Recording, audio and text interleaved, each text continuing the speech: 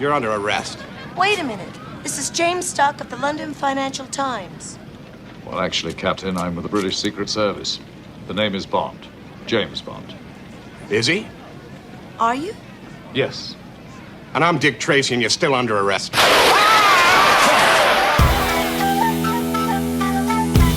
Welcome to episode 32 of the Central Intelligence Cinema Podcast. Today, Ben and I will be diving into part 2 of our review of A View to a Kill. So let's get right back to it, shall we? Take it away, Mr. Browson. Beg your pardon, forgot to knock.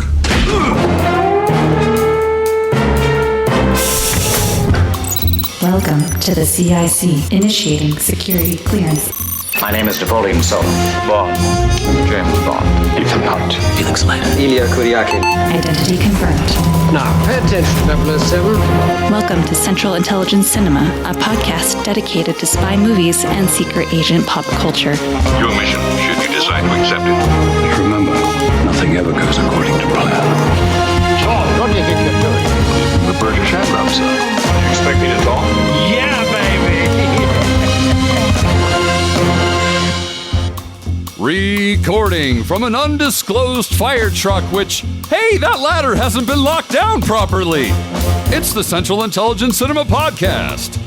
I'm Ben Esslinger, and with me, as should always be the case, Jason the Man Greenberg. Thank you, Ben. Welcome to the Central Intelligence Cinema Podcast, where we are about to dive into the second half of our review of A View to a Kill. To a kill. To a kill. Our Atlas Shrugged of, my God. of movie reviews. Atlas Shrugged, moving very quickly towards War and Peace of spy movie reviews. Exciting stuff. Well, you know, we're starting to see a trend where the Bond ones seem to take a little bit longer than most of our average ones, although Indeed. Any one of our tens of listeners will no doubt realize that we frequently have diarrhea of the mouth on just regular ones. And we like to talk. We do. And you know, our ultimate goal is to get to the point where you can listen to literally one podcast all day at work while you're working. So we're making our way there, and baby steps. We're going to get to a point where after the 2-hour mark, we're going to be like, all right, now everybody that's still listening, you might want to get up and stretch, maybe walk around a little bit. Yeah, or you know, maybe we're thinking of like engaging some sort of composer of movies to do a nice little intermission theme, little, you know, thing in the middle where we get to the point and it just plays music so you can go to the bathroom. A legally dissimilar version of something, perhaps. You know, that's open source that we don't have to pay a whole lot of money for. That's right. That's right. But yeah, you know, we had fun doing the first half, and I think we're going to have fun doing the second half here. So why don't we just get to it? Indeed. Let's do this.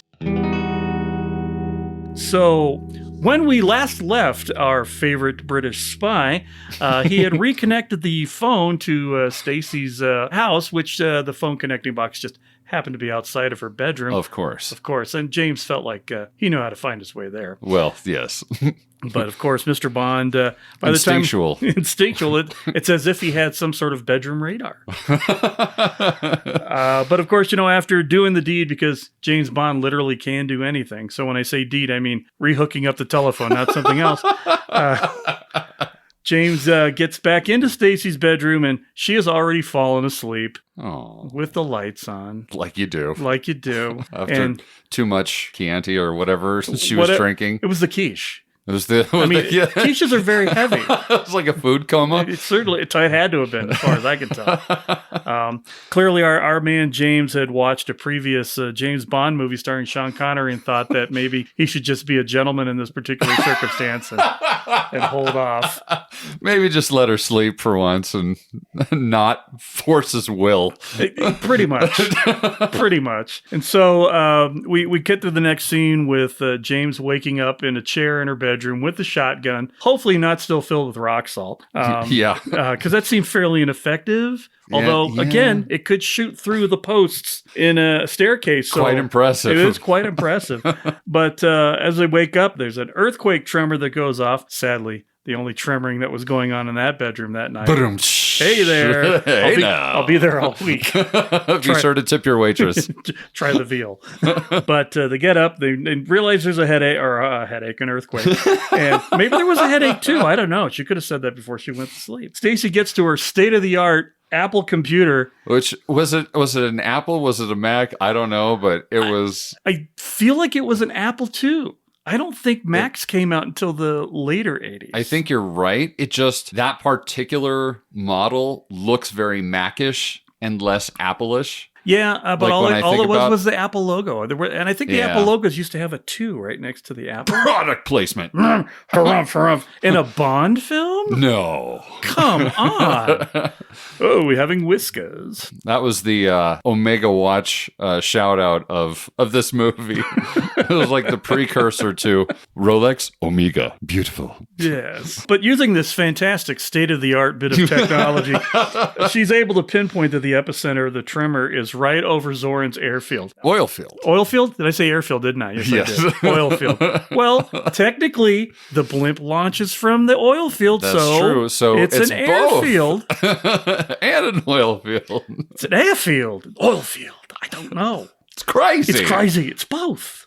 A modern miracle of technology.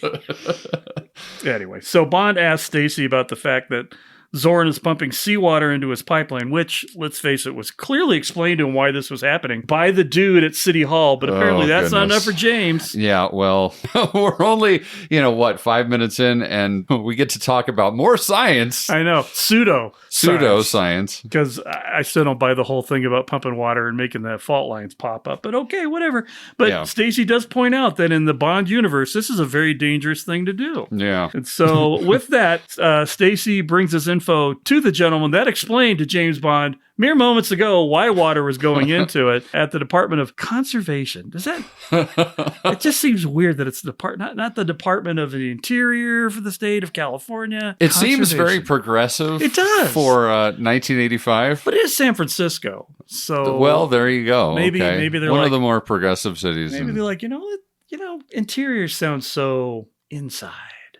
What can we do that sounds more purposeful? Yes. Niche. Exactly. What'll differentiate the San Francisco Department of the Interior for everybody else's departments of interior?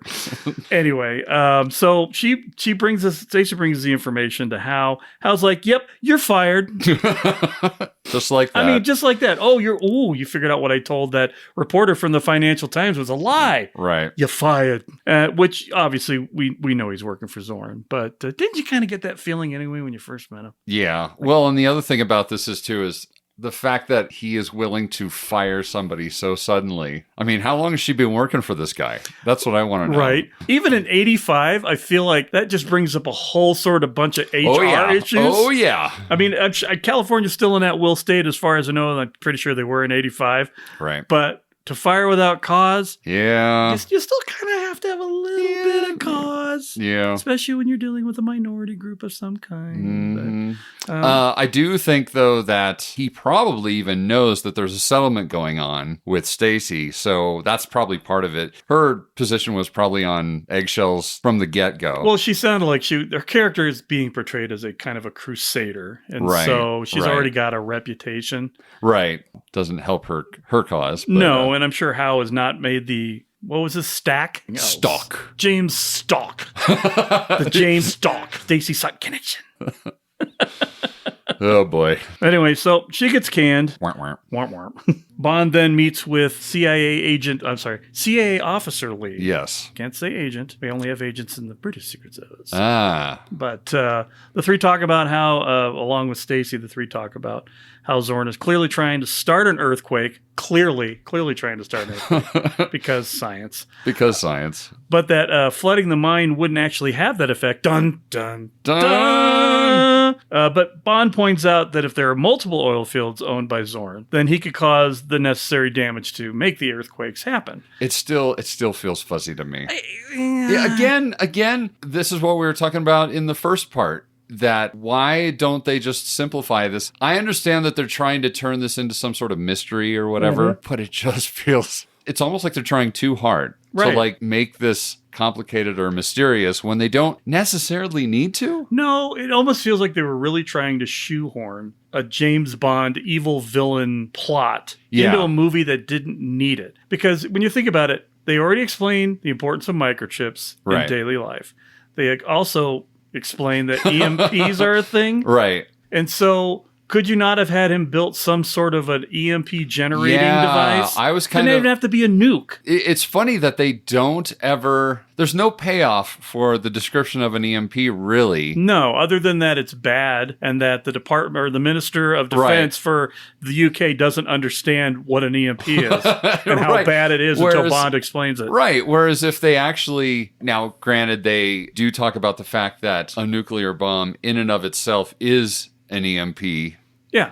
But it would have been more, I think it would have been more interesting if they would have been able to come up with a way, like them saying, yeah, like you were saying, actually developing an EMP specifically for that purpose. And I mean, maybe that doesn't give you the long term you're looking for, because obviously you can fix broken things that an EMP does. But you also could have gone the way of Quantum of Solace and just had him financially decimate every company and corner the market, literally financially corner the market on microchips. Right. So instead of water, you're changing it for technology. Mm-hmm. But then you've really got the whole evil billionaire, I'm not Elon Musk, but it could be kind of thing going on. Right. I don't know. Either way, it's silly, but it is what it is. Right, right. And perhaps we should just get away and move on, huh? Yeah, probably. So Lee decides to take this information out to his superiors so that Washington can get involved and help. But nope.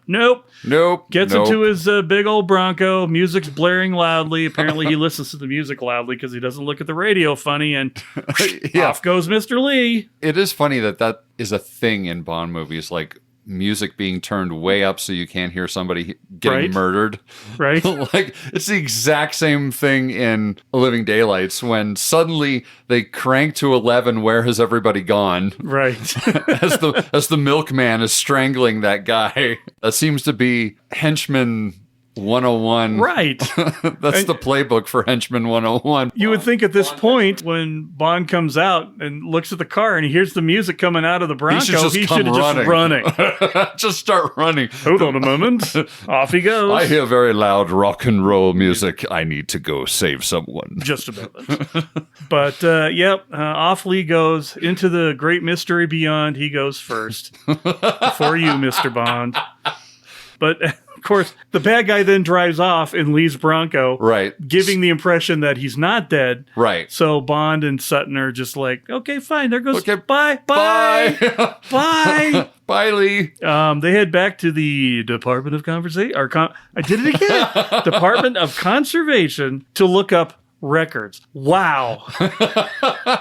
She has an Apple computer in her house that can detect where and what magnitude an earthquake is, but they have to go to the Hall of Records to find what they're looking 1985. for. I know, it was a transition period. Yeah, I mean, my school records were on paper too. The WWW wasn't quite out there just yet. Yeah, no.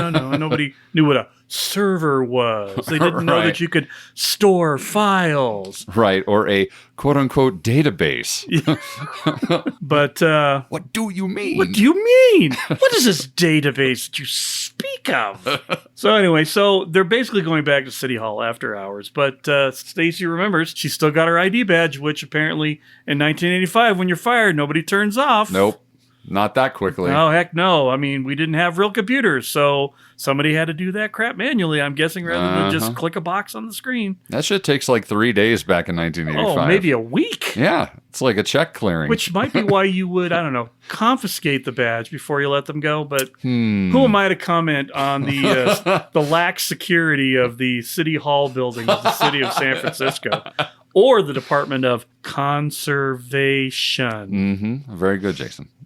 Anyway, so they get in there. She uses her badge to get them into City Hall, and they find a map that shows the main strike, the main strike line, which is part of a mine, which is near the San Andreas Fault. Yeah, this is all just... Oh, it's Exposition 101. Yeah, but it's Exposition 101, but it also still feels like it's not telling me hardly anything. You know what I mean? Yeah, well... shaky premise, shaky explanations. right. So they make this incredible, sort of vague discovery. And Zoran shows up with Mayday in tow, waving a gun. Oh, so you guys are in cahoots now. Look at that. Oh, wow. Wow. I hope you nailed it. So, Because you're not going to get a chance soon. 1985. 1985. Bond takes a few jabs at him, calling him a psychopath, that Dr. Mortimer must be proud, but he kind of shrugs it off. I think Zoran's feeling like he's in control at this point. Yeah. He's feeling the power that comes along with being Max. Yeah. And he walks him over to Howe's office and sets it up. I don't want to minimize the thing. The little monologue he goes off on this. Yeah. Again, the subtlety of what he's doing in this movie is so not Christopher Walken that we get now very often. Right. But B, it's so earnest. Yeah. I mean, he's, again, fully committed. This is top tier Christopher Walken. Absolutely. And it just makes everybody else in that scene just look like they got hired for the day and they're going to send them on their way. And so, again, kudos, Mr. Walken, for elevating this to a level. And I love how Howe at the end of it, he's like, But that means I would have to be Dead. And then Howe's dead on the floor. In come the rest of the genetically superior human beings. Right. Including Jenny Flex and Pan-Ho. They've got big old tanks of gasoline. We know right where this is going. Yeah. We're going to burn it down. We're going to burn down City Hall of San Francisco. Yeah. It's fine. Hey, if you're going to make an earthquake, listen, I know break a few eggs. Listen, I know it's 1985, but wouldn't you think that there would be some video cameras recording something? Right? I mean, it's City Hall for crying out loud. Yeah, there should be some. There were security guards when they came in. She had to show the badge, It's a major metropolitan city. Yeah. Which begs the question, how did Zoran get in the first place? Apparently, Zoran has the keys to the city. Apparently so. I mean, he is a millionaire. Is he a millionaire or a billionaire? Did we establish? I don't think that. Did they even have billionaires in the 80s? They had a couple, I think. Did they? I think a couple. Well, no, I don't even think that Jobs or Gates was at the billion level. No. Bruce Wayne was, though, I'm pretty sure. Well, yes. So Bruce Wayne and Lex Luthor were definitely billionaires. Yeah. And I know that this young entrepreneurial fella named Jeff probably hadn't even gotten close to anything at that point. So yeah. I think Gates was closest, probably. At that point, probably yes, but probably still I don't think he got to billions until the 90s. Yeah. So I'm going to say, we'll say Max is a millionaire unless somebody writes in and tells us differently. So they set fire to Howe's office. Then they take Bond and Stacy and cram him into the elevator and then lock him out of the elevator. Right. Because you do. Which, okay. Well, let's move on. I mean, you're setting the building on fire, but definitely give them the ability to get out of the fire. Right. And they disconnect one of the, what's his name? Scarface Malone. Scarpine? Yeah, Scarpine. He reaches in and does something to deactivate the elevator. Yeah. So it's stuck halfway in between floors. Now, I want to point out that if you look at the thing that he reaches into to deactivate the elevator, Bond later goes in there to pull the fire hose out. So I'm not saying that wasn't where you deactivate the elevator, but I'm pretty sure that that's the only thing that was in there was a fire hose. However, acting. So Bond and Stacy are stuck inside the elevator car, but Bond's not worried. Never. Stacy, on the other hand, is losing her mind. Oh God, this is one of those reasons why she literally rates at the bottom of my Bond girls list. Don't leave me, Jim. Just all of that. All of the. This is too much. I can't handle this much. Well, you almost have to wonder if she was genuinely terrified. I mean, maybe. During the making of this scene, and it was translating well, because it's literally the best acting she does in the entire film. Right. She seems terrified. She's legit terrified. Yeah, exactly. But, Bond uses the old escape through the top hatch of the elevator trick. Oh, but the ceiling's very hot. The ceiling's hot. It's very hot. Here's the other thing. I'm not sure I mean, I'm not an elevator technician. I don't play one on TV. Right. But I feel like an elevator car is going to be supported by more than 2 wire ropes. And maybe those wire ropes would be able to handle fire a little bit better. Maybe the level of fire that we were clearly seeing in there. Right. I mean, they didn't even look like they were melting, which would seem to be the case. They were just breaking from the weight of 2 human beings. That would have to be the hottest fire ever, or at least it would have had to have been burning for a couple of hours, right? For it to be hot enough to burn through metal cables. Yeah, but apparently these cables. Nope, this was not a union job. Nope. Well, it was all about conservation, right? So they were conserving on spending money on the elevator. Anyway, so Bond managed to pull Stacy out just before the car goes crashing down to its inevitable death at the bottom of the shaft, which seemed a lot further than 4 stories, if you ask me. Kid, that looked like the Die Hard building. It did. At the very bottom, you're going to get a guy rolling out in the car. I have a machine gun, too. Woo!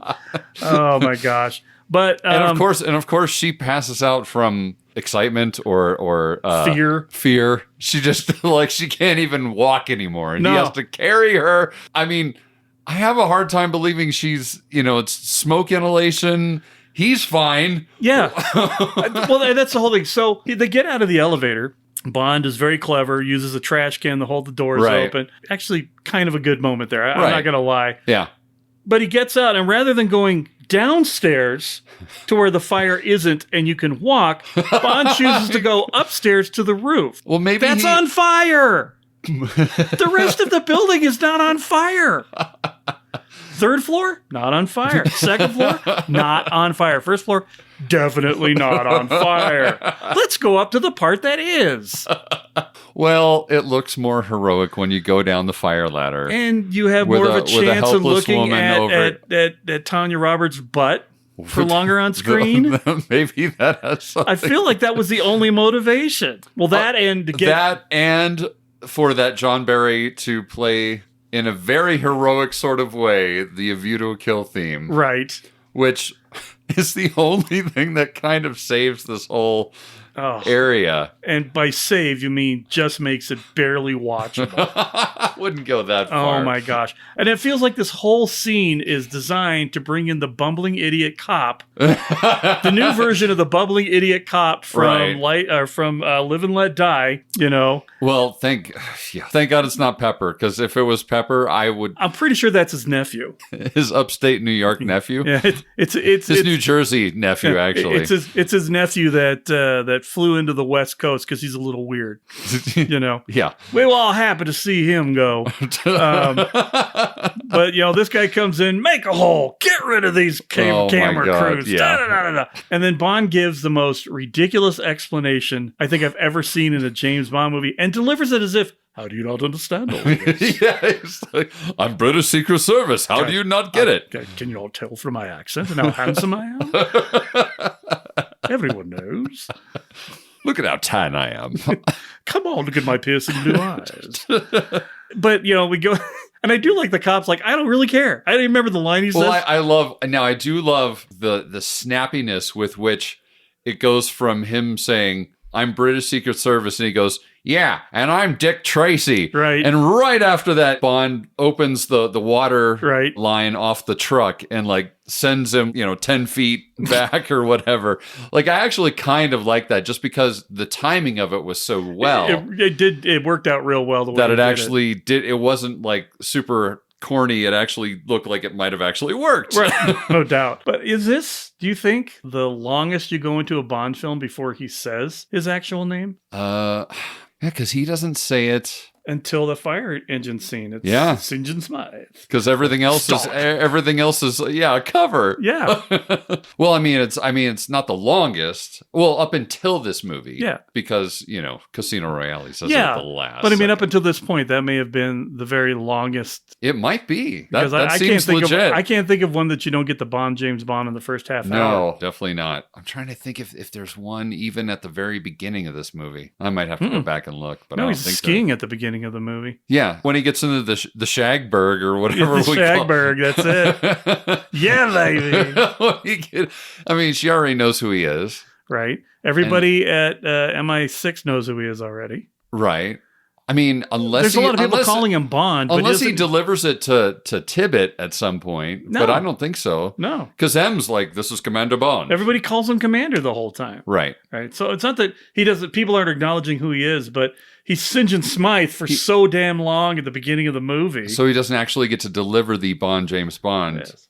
I'm St. John Smythe, James St. John Smythe. I just wonder, like, where did he just like think of that on the fly? Does he have like a mental Rolodex of of cover names that he rolls with? One would hope that if he was an actual spy, that there's an actual James Stock that writes for the Financial Times. Right. And he was, using it as his bona fides. Or maybe, I don't know, MI6 has a cover just in case one of the double O's needs to use it. Right. But at this point, I feel like he's like, I have to come up with a name. I have one.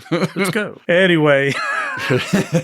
So Bond reveals, obviously, that he's part of the British Secret Service, gets rid of the annoying cop by spraying him full of water, and then decides, you know what? There's keys in this fire engine. Let's just take this. Let's steal a fire truck in the middle of downtown San Francisco because what could possibly go wrong? What could go wrong? They wouldn't possibly send the feds out to chase after. Just 3 police cars in the worst homage to the Blues Brothers I think I've ever seen in my life. And Stacy just jumps right in like, whoop, in for a penny, in for a pound. And Whee! I do love how they conveniently have one of the firemen as the truck is driving away, he's like, hey, that ladder's not secured properly. And you see the handle, clackety clack, clack, clack. I wonder if that's going to play in later in the scene. I have no idea. But they go driving away. The wet cop gets up, who, by the way, by the end of this chase, doesn't look wet anymore. Starts following him along. Different shoot date. It was hot, but not so humid, which almost always happens in San Francisco. So naturally, he dried off very quickly at night. But they go, so they're driving. There's a chase with the fire engine. Okay. You know what I love? What do you love, Ben? I love the back projection when Roger is hanging, quote unquote, air quotes, hanging from the ladder. He's like, not this way, that way. Right.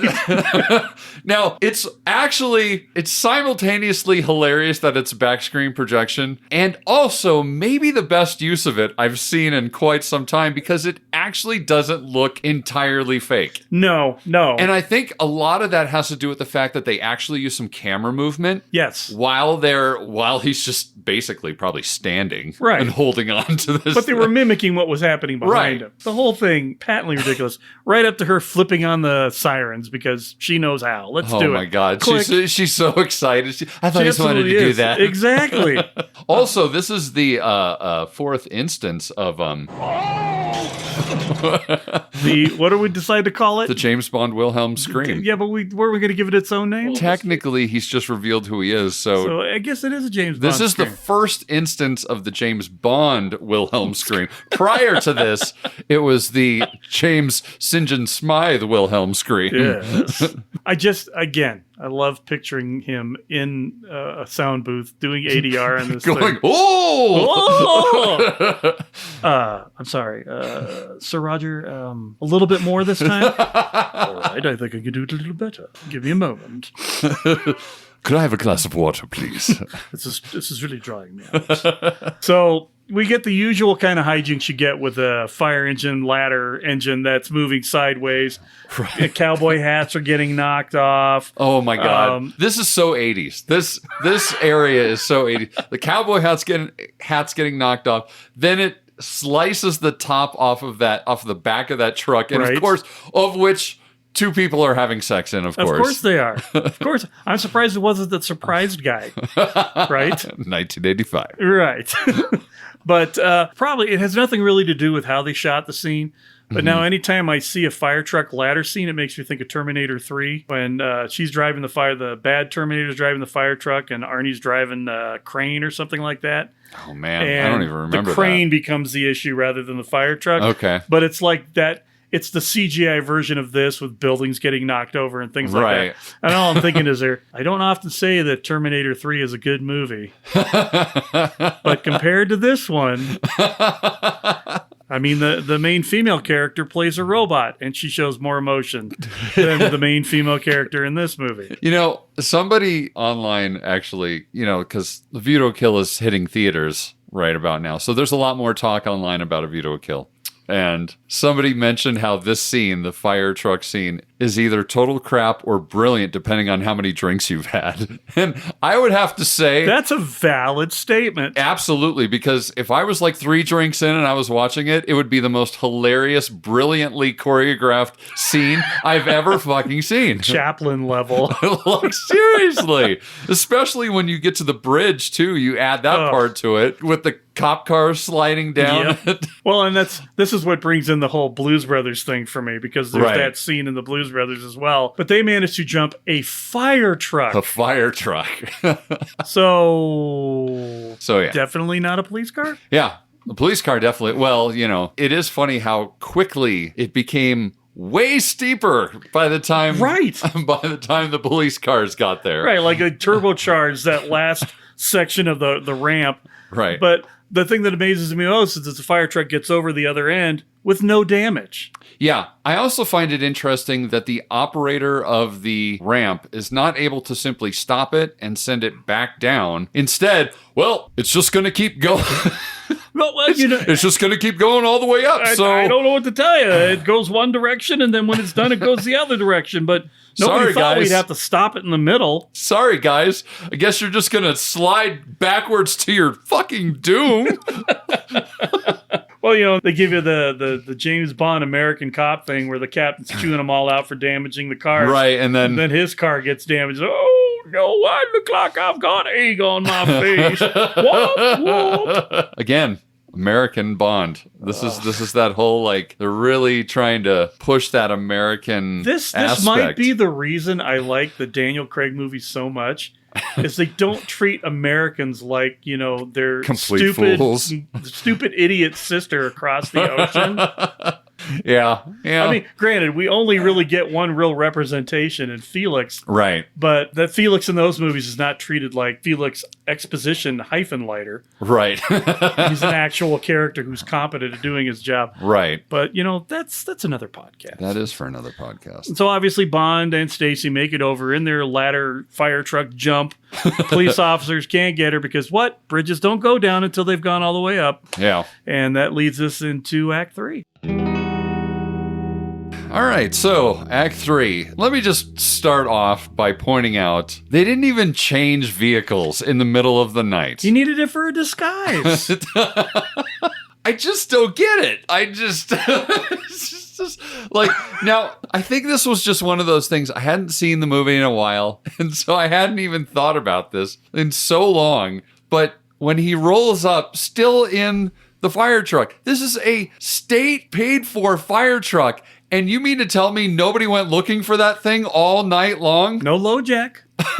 And they're driving outside of city limits. I mean, it makes sense, right? He needs a way to get on here without people questioning him. Well, so you go rolling up in a fire truck, nobody's going to stop you. Well, yeah. I mean, that's absolutely even if you're certain. wearing a leather jacket and no fireman's uniform with a chick in a white dress sitting next to you, you got that hat on. That's right. You should have made her put a hat on, too, just to make it even more ridiculous. So anyway, they stop this truck that's loaded up with explosives, and then they take his truck and ID, and then and his overalls, and now she finally has a hat. Right. It still doesn't. It doesn't match the heels, but she's got a hat. That's right. Now she just looks like a stripper. She kind of does. Like she's like a stripper costume. I'm a sexy you'd minor worker. Yeah, like you'd find at a union hall kind of thing, you know, like at the international. Is she gonna come out of a cake? And exactly. Tool belt on. Oh boy, we're gonna get in trouble if we don't stop. So let's just move on. Dangerous waters. Let's move on. So they get to the mine site, and boss is like, "Go take a coffee break," and then nothing strange about it. And as they're walking away, or as she's walking away, I should say, He's noticing the heels. And that's when we get that very 1985 line where Bond goes, "It's women's lib. They're taking over the Teamsters." It's just 1985. This is dumb. I'm sorry. But please. So, in the meantime, Stacy finds the tightest uniform she could possibly slip into. Right. And bear in mind, another pair of overalls, different from the one that she was already wearing, but it says Zoran on it. Right. So she finds the tightest uniform possible to blend in. Right. But not a pair of boots to help her with the heels. Right. So they sneak into one of the train carts full of explosives and ride down into the mine. Boom. This microphone bump brought to you by Jason. Leaving that in. Anyway, so conveniently, they're able to easily get off the cart and sort of sneaky under the tracks or whatever. And then they manage to sneak into this control room and watch from behind the door as Zorn and Mayday and Jenny Flex, they arm this huge bomb. And as Bond is sort of continuing to watch them lower it down, Stacy uncovers yet another massive map with lights. With lights. To tell the entire story of what the final master plan is entailing at this point. I mean, it's pretty fantastic because up until this point, as you've pointed out a couple times, everything feels a little vague about what the thing is. So the payoff for this is you get a gigantic table with lights that tell you exactly what's going to happen. This is the closest you're going to get to really laying it out in the simplest of ways. Because it's visual. Right, because the only simpler way would be is if you put, I don't know, you had a gigantic map of the United States on the floor of your lair, and you put a acetate over the city of California and Otisburg. Otisburg! So yeah, they look at the big table map, and they figure out that Zorn's trying to make a double earthquake. Double earthquake! Double earthquake! All the way? What does it mean? It means Silicon Valley's gonna die. Just then, once they sort of figure out what's about to happen, that's when Zorn tries to break back into the control room. So Bond and Stacy go out the side window, and we get this really weird read from Walken again. It's like, get him! Like, I can't even do it. Anyway, another great acting decision from Christopher Walken. So they make a run for it, and then Mayday very acrobatically goes after, along with Jenny Flex in tow. From here, while Mayday is sort of continuing her pursuit of Bond and Stacy, then we see Zoran decides to flood the mine early, despite all the workers and Mayday and Jenny Flex and Pan Ho. So everybody's now sitting ducks, and he doesn't care because now the full psychopath is coming out. Right, and the best, very best part of this movie, watching him fire weapons and say nothing. Just the glee. Yeah, he's not even hardly laughing. He's just the glee on his face. He's just kind of shaking, and his hair is getting all screwed up. It's like it's no longer perfect. It's just kind of getting frizzy. Yeah, I could watch this scene over and over and over again and never get bored of the glee. Just goes full psychopath and just starts mass murdering all of these mine workers. Give me some extra clips. Yeah, like even the guys, I remember too, right when he decides to start flooding it, I forget who the head of the mine operation is, but he's like, these men are loyal to you, and he's like, I don't care. And that kicks him off with the men down in the water, doesn't he? He's like, I'm done with you. Yeah. Off you go. Hey, Scarface Malone, give me more clips. Ooh, I love Uzis. Uzis are so 85. Oh my God, they are. Nothing says 80s like Nothing Uzis. says 80s action movies like a 9mm Uzi. Anyway. While Zoran's killing everyone, we cut back to Mayday, Bond, and Stacy, and Mayday fights with Stacy for a little bit before she, very conveniently eschews the Zoran onesie, and it just sort of slips right off, and now she's in her sexy dress or whatever. She had the dress on underneath the overalls the whole time, and I'm going to tell just you right in case. now, that thing was too tight for that dress to have actually been on underneath it without you seeing that there was a dress on underneath it. Because, that thing would have been hiked up to things. Yeah. Tchaikovsky. So anyway, but she manages to get away from Mayday, and then Mayday tries to go after Bond, but the water comes rushing through, and that's when now in this moment, I don't know if he actually lets go or if the water takes him. It's not really clear. It's a little fuzzy right there. But anyway, like Bond and Mayday like go flying down with the current of the water, leaving Stacy above to just sort of climb out to safety without anyone going after her. So meanwhile, in the main mine area, it just the chaos continues, and Zorn continues to murder people for sport. And then he's like, Good. Right on schedule. Where was that choice from? I think I'm pretty sure I've heard him say schedule in movies before. Oh, boy. That was a conscious choice to use. Oh, definitely. That, Yes. Schedule. I wonder if he did coke in the 80s. I don't know. Because I kind of wonder if maybe he really... He was really enjoying the whole thing. He was really enjoying the shoot day that day. Shoot day. So at that point, Zorn and Scarpine, they start heading out of the mine. And so I forgot to bring this up earlier. When the first explosion goes off, when they decide to flood the mine, they cut to the outside of this lake. And there's the guy in a fishing boat, and the explosion goes off, and it sends the guy flying up into the air in his boat. And of course they have to return to it now because now the lake is completely empty, and it's just the gag just doesn't work for me. No. It's another one of those like forced things in there, actually not dissimilar from all the science-y stuff. Right. Like it's just one more thing that they just like, they'll throw that in there too. Well, and San Andreas Lake is huge, right, relatively compared to what you think you're looking at there. Right. And so like he looks like he's in a pond. Yeah. It clearly did not film it where it was at. But isn't that guy in the boat one of those guys that's always the hapless dude in a Bond film? It could be. Because he looks familiar, but I've never seen him in anything I can immediately recall. I should do some research and try and find out who that actor is and what he's been in. Just see if, he just see has if the he's look the of hapless guy in every movie. Wah, wah.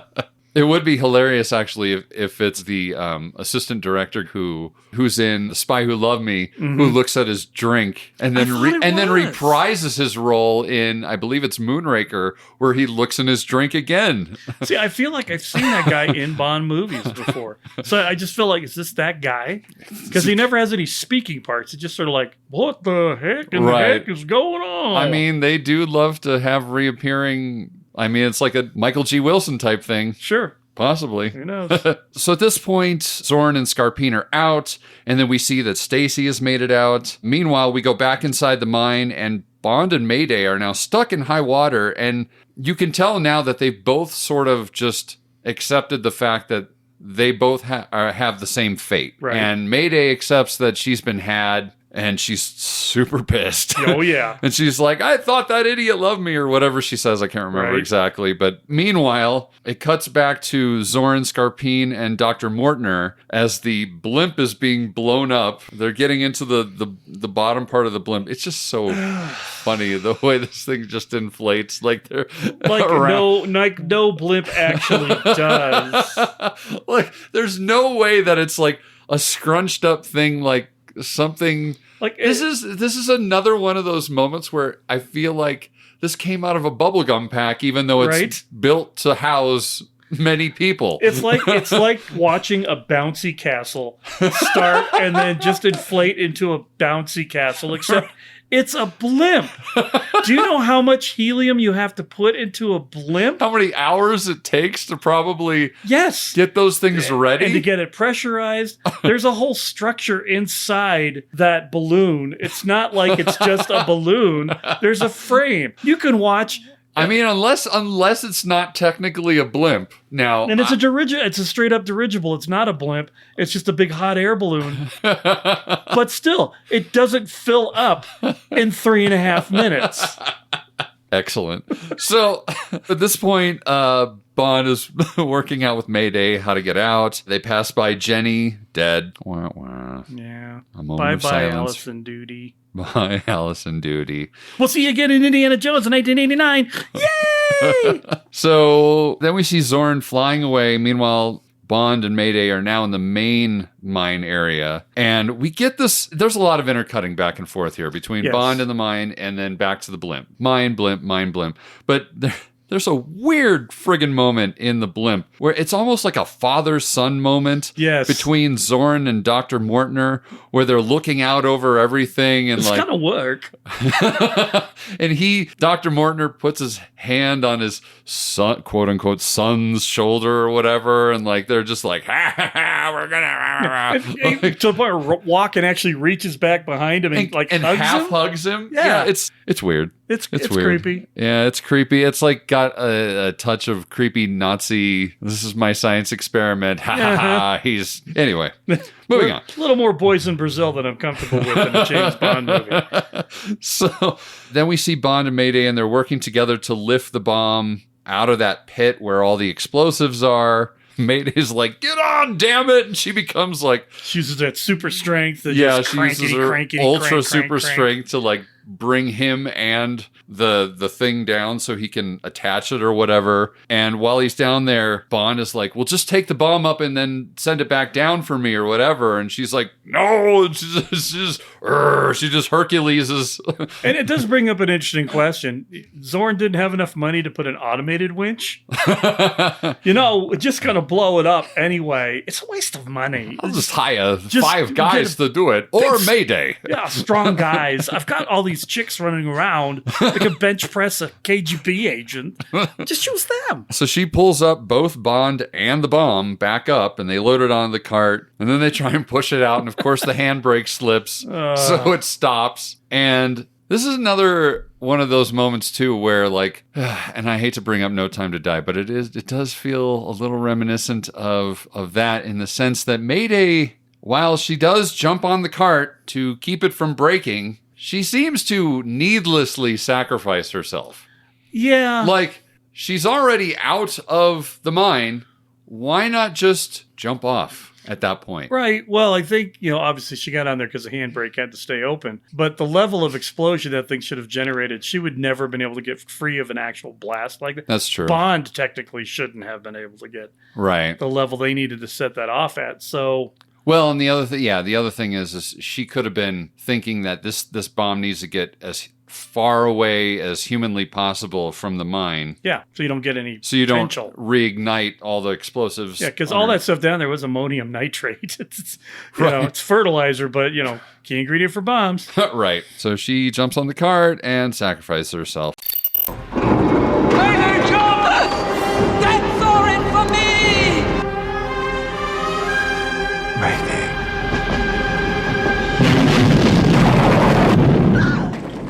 Mayday.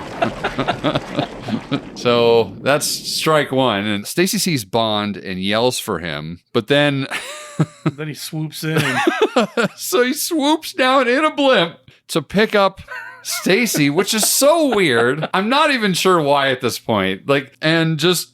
conveniently nabs her, and she's completely oblivious. That's the other part. Completely oblivious to what's happening behind her. And Bond's like, Stacy, there's a fucking blimp behind you. So anyway. Or it may just be a straight up dirigible hot air balloon. We're not sure, but here it is. It's behind you. So they get Stacy, and then Bond chases after her, grabs onto the mooring rope, and then hangs for dear life for a long time. Oh my gosh, such a long time. If this was in a Mission Impossible movie, Tom Cruise would have been hanging on that rope for a long time. Long time. So then they head towards the Golden Gate Bridge, because why not? You're in San Francisco, it's what you do. Yeah, and you're trying to shake Bond off the ropes. So let's go over some tall buildings and fly low. And how about Christopher Walken giving directions to Scarpine? Yeah. Bring it right, rudder. Yeah, I know. More! Give it more! More! Power! We get the more power line a little later, but... Yeah. I feel like there's no point in any of this part of it. No. There's no point, because his plan is already foiled. Right. He could have just End of left day. Without Stacy and escaped. Right. Just cut his losses. And tried again. Yeah. And instead, nope. It's time for revenge. It's time for revenge because I'm a psychopath. So then they fly Bond over They go low over tall buildings, and that's, of course, when we get number 5 of... known as the Wilhelm Blimp scream. That's... Exactly.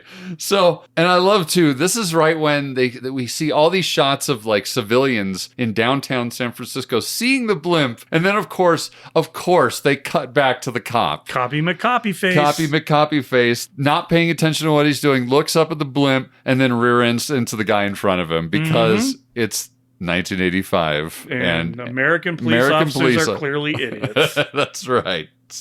So then Zorn tries to slam Bond into the Golden Gate Bridge, but in the process, James is able to tie the mooring rope to the bridge, and that's when we finally get the more power. He's like trying to break free.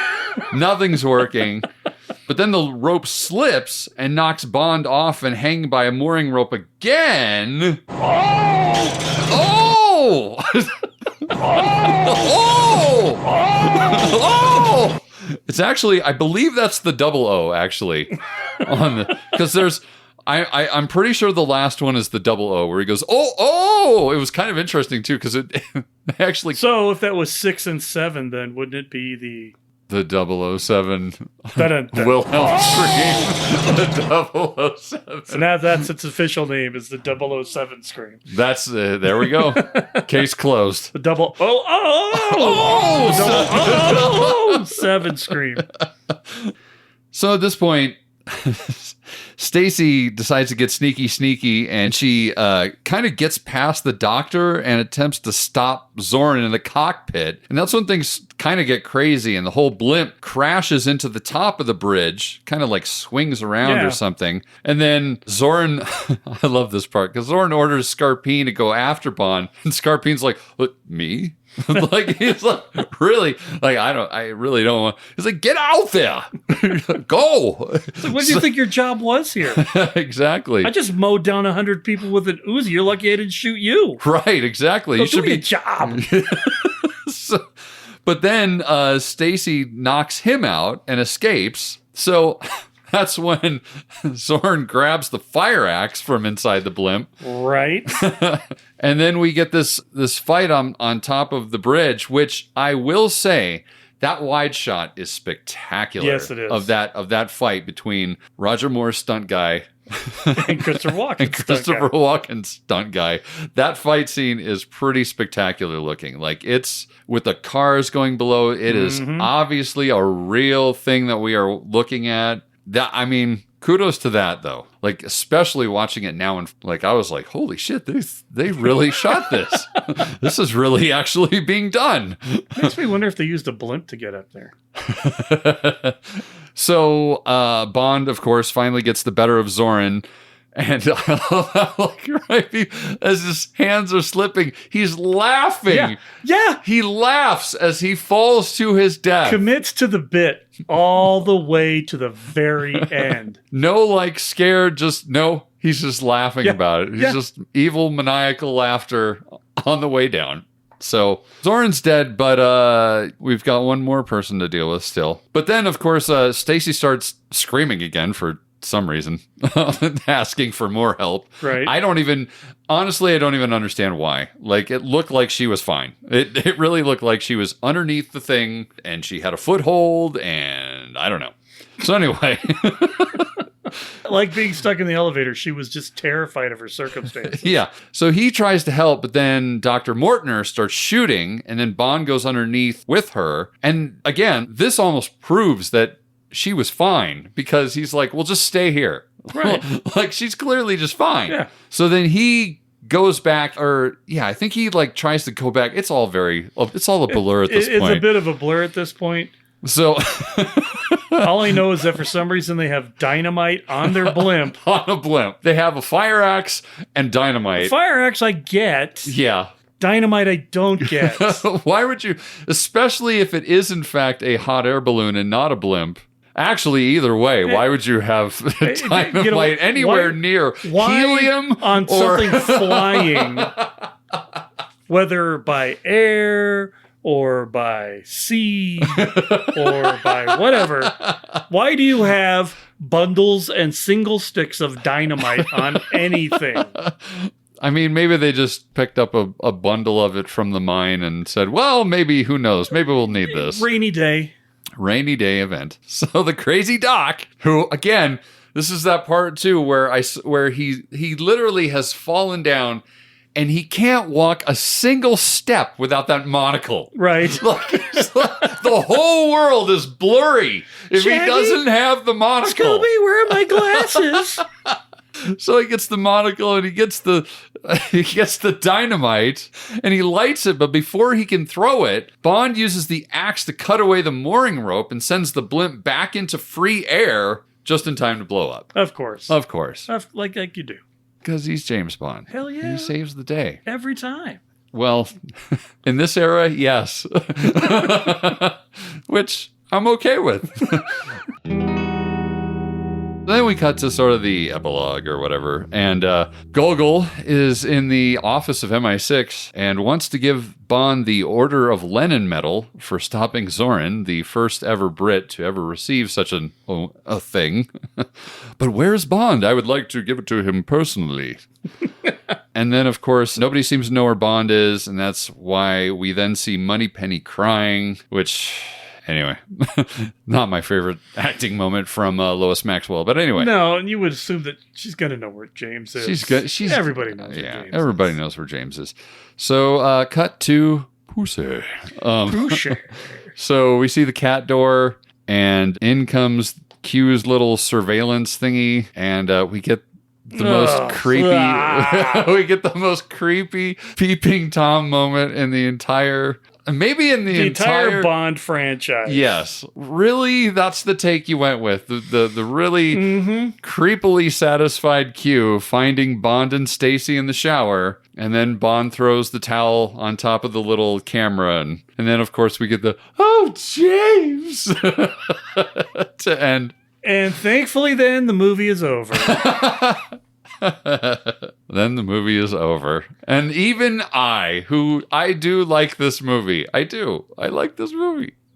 But at this point, I'm ready for the movie to be over. Because, man, it is the longest 2 hours I think I've spent on a movie in a long time. Honestly. Because it felt like two movies. It did. And again, like, all the investigative stuff about what Zorin's trying to do, yes, it kills the pace, which is hilarious given how many things happen in this movie. Yeah. All the hijinks and like the high action that happens. You would think that after watching that, it would feel like you've just watched this whirlwind thing.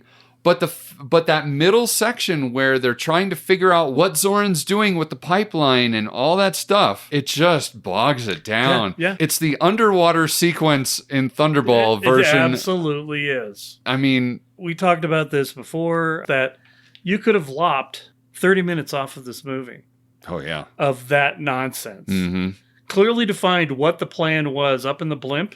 Right. And been done. Yeah. With all of this interstitial nonsense. Yeah, I don't know how you get James Bond to drive a fire truck without setting a building on fire. But if you gave me 10 minutes, I could figure out a way to write that into the script. Right. This movie at an hour 45, hour 40 would have been fabulous. Oh, absolutely. You could have crammed all the set pieces in. It would have felt very quick and linear and much more like a James Bond movie. Yeah. And less like I don't even know what to call it. Because if you took all of this out and trimmed it down, it's like a modern Mission Impossible movie. It kind of is. You got your set pieces with a more or less decent plot in between to get you from point A to point Z. This one was just like, I don't know, we were going into like Roman numbers and lowercase letters. Right. The outline got really in depth. Right. And so that is the one thing that, or make it two movies. Yeah. View to a Kill Part 1 and Part 2. Like Kill Bill, View to a Kill. Bill. I don't know. But you could have had one section, then another section. It's sort of like our review, if you think about it. We literally had to take two parts to do it because the movie's like two movies. It really is. I think about everything up until Oh, let's see here. It's really like the fact that you go from all the horse racing stuff. From there, all this stuff beyond the microchip talk that still has a connection to the horse stuff. Mm-hmm. Anything after that just feels like just extra. It feels like the second movie. Right. Like the city hall, the mine. Even though we're trying to figure out what his plan is during the first movie. Right. You could have even made it like the first movie could have been the EMP MacGuffin. Right. And it didn't work. Right. So Zoran comes back, I have something even better. What if we make a double earthquake? I think we can do it. I own the property. I mean, as far as final thoughts go, do I think this is a great movie? No. Do I enjoy it? I do enjoy it for about an hour and a half. And then the last half hour, that's when I need to drink. Right. I need to start drinking. Once I'm about an hour 15 in, it's time to at least have one drink down and then keep them rolling. Yeah, absolutely. Because if not, I'm going to start to be like, why am I still watching this? But if I'm 2 drinks in, by the time Bond is hanging from the ladder and we get the back rear projection, then I'm going to be laughing my ass off, having a great time. I'm going to be loving it. Yeah, I remember when this came out, and I think I've said before on the podcast that my grandmother was kind of got me into James Bond, watching the Bond movies on TV and everything. And that A View to Moonraker was the first one that I saw in the theaters, but For Your Eyes Only is the one that I remember more or less vividly as my first Bond movie because I watched it in heavy rotation on cable when it came out. Right. So when this came out in 1985, there were a lot of other movie choices to watch that wasn't James Bond. Back to the Future I would be the most immediate one. Right. But and the year, but wasn't, when did 84 when was did Raiders, wasn't it? Raiders was 81. Oh, okay. Temple of Doom was 84. So yeah, we were deep into Indiana Jones territory. Star Wars was over. We were lamenting that. Right. But this thing comes out, and I swear to God, if it hadn't been for the Duran Duran music video, I wouldn't even have gone to see this movie in the theater. Because it does help. It does help. And the video, I think I said on the last podcast, I thought the video was the better version of this movie, to be honest with you. But I have no real fond memories of this movie, but I have no bad memories of this movie either. I just remember it being, even at my tender teenaged age at that point, it just felt like a farce of itself. See, I was young enough when this came out that I have very fond memories of it. Because, I mean, I was 11. So at 11, you watch this movie and it's the greatest thing ever. Oh, yeah. For an 11-year-old, it's awesome. For a 15-year-old who has a little bit of movie intelligence behind it, you're just like, why is he being such an obvious ass on everything? It's like Roger's like, so tired of doing all this. No, but I you just know need what? To be finished. You know what though? He's so good at it at that point. Oh, it's effortless. second nature. It's second nature, absolutely. And it still hits. They still hit most. Like I would say that 90% of his Bond mots work because they're so effortless at this point. They're effortless and not even deadpan. They're just sort of like a propos. They're not throwaway, but they're throwaway in the sense that you get the feeling that he's got a million of those saved in his brain that he could just launch at any time and I'll just throw this one out now. Absolutely. He's basically the ultimate dad joke warrior, right? But he and he's probably got a lot of kids rolling around out there. We don't know, but nobody gets to benefit from the wisdom of those dad jokes. So he has to use them while he's out in the field. That's right. Got to do it. Yeah, but I mean, you know what? It is what it is. Even Javier Bardem would have had a run for his money in my assessment. Sometimes I wish that halfway through a movie shoot, when they realize they've got a real good actor on their hands and go, you know what? What if we change the script to make it ambiguous as to make it to make it ambiguous as to whether or not this person lived, or even just write them flat out getting away somehow. Yeah. Oh, you could do this very easily by having the blimp crash into the ocean and then blow up, rather than blow up and crash into the ocean. Right. Because then you don't know if Zoran got out or not. Right. So. And I honestly, some point in time they're going to remake this movie because they're running out of Bond stories. So if they're going to recycle. I would love to see how this is done, a modern interpretation of this movie. Yes. With a very Elon Musky. Yes. Somebody maybe with a little more character than Mr. Green in Quantum of Solace. Right. But quirky Yes, and Walken-esque. Walken-esque in nature, just sort of like odd. Choose a peculiar actor. Yeah. And I think they tried to do that actually really in No Time to did. Die. Yeah. With Rami Malek. Yeah. Like, because Rami Malek in and of himself is a little odd. A little And he unique. played the character very odd and unique. Yeah. I think they even did it with Javier Bardem in Skyfall. Yes. And it worked. It worked because he's the best Bond villain ever. Hands down. We're going to have an episode about that because I'd have to actually sit down and think about it if I was to rank Bond villains. And I don't. Top 3 right off the top of your head. Top 3 off the top of my head right now? Right now. I can do it. You can do it. We can do it. I'll give you a second. I'll do mine. Obviously, Silva, then Zorn, then not Blofeld, Goldfinger. I would agree that Silva and Zorin are definitely in the conversation. I will say I really like the Telly Savalas Blofeld in On Her Majesty's Secret Service. Maybe my favorite Blofeld. I really do like that one. Well, actually, my favorite Blofeld is Mike Myers. But anyway, move on. Lauren Michaels as Blofeld. Well, think about it. Maybe somebody will throw in an intel report at some point in time. Absolutely, because I need to go back and really You have more nuance to it. I go based off of what I remember from because I'm suddenly paging through the Pierce Brosnan library trying to remember. Because honestly, I might have to say Electra King from The World Is Not Enough. Because she's the true villain in it, and she's a Bond girl, and she's deadly, and bends Bond to her will with her beauty and her allure, and she's crafty, and she manipulates the other guy. She's probably high up there on my ranking. And I know... Is she just your type since she's crafty? She's always down. If you're listening to this podcast and don't know that reference, we may not be the podcast for you. Yeah. If you don't know that reference, you might want to ask your parents, and then you might want to listen to the entire Beastie Boys catalog and then get back to us. Absolutely. We'll be here. We will be here. Because despite our remaining tens of listeners at this point in time, yes, we continue to persevere. That's right.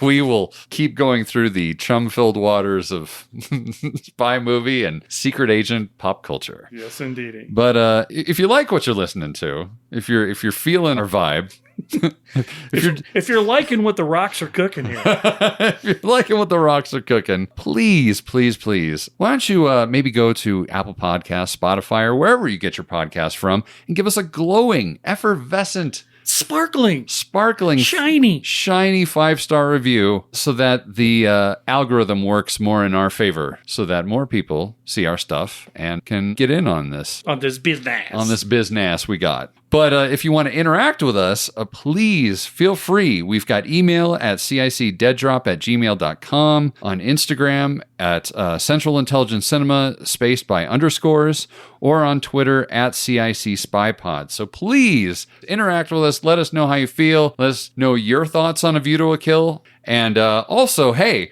while I'm talking about listener interaction, I made a new t-shirt. You did? It's a pretty fun t-shirt, I think. It's kind of spiffy. I kind of like it. It's got kind of that old school Beatles Helvetica type thing going with our coveted 3 M's, the Missions, Martinis, and Mayhem. With our shiny badge of honor on the back, in a very small, very appropriately sized on the back of the t-shirt.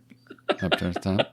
I know what I'm doing. I know how to design t-shirts. You may have put a little bit of thought into this. I may have thought about this a little bit. Well, why don't you tell them where they can get it? Well, Jason, you can get that in the super conveniently placed link at the bottom of the description of this very episode that you're listening to. So if you look at your handheld device and you navigate to the description of this very episode, maybe even as you're listening to it, scroll down to the bottom. There's a little link there. It takes you right to our merch store.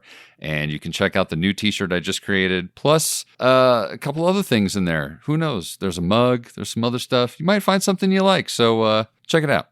So if you can put it on something. So if you feel, we've got it on there. So if you're feeling like you want a bit of CIC merch, it's out there. And then I've got some free merch that, if you send me some feedback, I might have to, send you a sticker or something, or a keychain, or a magnet. I have magnets. Ooh, magnets. You could generate a magnetic pulse that cause an EMP. Oh, God. On your microchips. I think it's officially time to leave, don't you?